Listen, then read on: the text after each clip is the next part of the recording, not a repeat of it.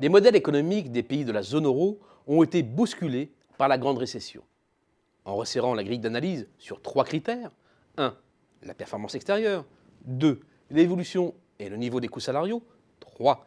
Le poids de la demande intérieure et sa contribution à la croissance, je vais ici montrer en quoi les lignes ont bougé et en quoi, pour certains pays, c'est l'impasse. Et c'est d'abord du côté de l'Espagne que le repositionnement est le plus saisissant. Son modèle, que l'on pouvait qualifier de floridien, en raison de l'hypertrophie de la construction, de la consommation et du tourisme, sans parler des effets de richesse, a été balayé par l'explosion de sa bulle immobilière. Et que voit-on? Un pays qui redevient excédentaire avec un solde courant désormais proche de 2% de son PIB après avoir été archi-déficitaire. Un pays où la maîtrise des coûts salariaux est devenue un axe prioritaire.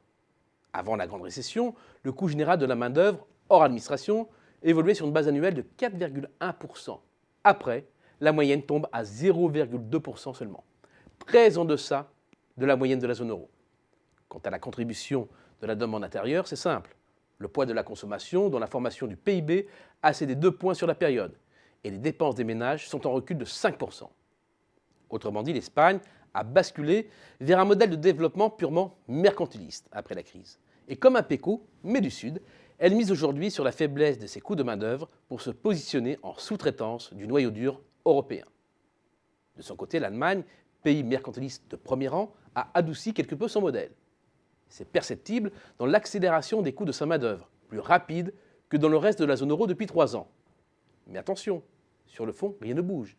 Les pays de l'Est lui sont toujours subordonnés et contribuent à lui offrir des avantages compétitifs considérables. C'est bien pourquoi elle est de loin leur premier partenaire, premier fournisseur, représentant en moyenne près de 22% des importations de la Slovénie, de la Slovaquie, de la Hongrie, de la Pologne et de la République tchèque. Et premier débouché, 24% environ de leurs exports. L'économie de bazar est donc toujours à l'œuvre. C'est bien pourquoi l'Allemagne reste ultra compétitive malgré l'instauration d'un salaire minimum et engrange des excédents courants records qui flirtent désormais avec la barre des 10% de PIB. Autrement dit, l'Allemagne conforte sa position de pivot sur un mode cumulatif. Elle explose maintenant le seuil des 6% d'excédents excessifs, s'exposant au pire à quelques petits sermons réprobateurs bruxellois.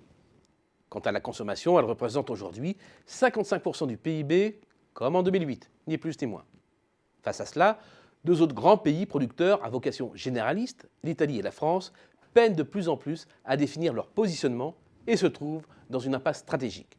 Je vais ici placer le projecteur sur la France, qui a cru pouvoir jouer la carte du modèle globalo-financier, à l'image des pays anglo-saxons.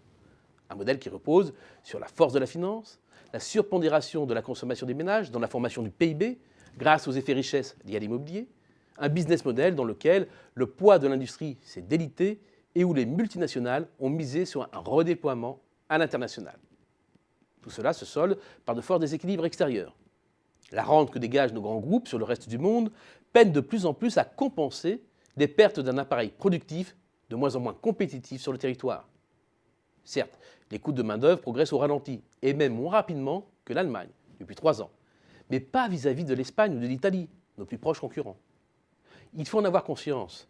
La France a joué contre nature en soutenant sa consommation plutôt que ses entreprises, et en se désintéressant de son tissu de PME et d'ETI, les entreprises de taille intermédiaire.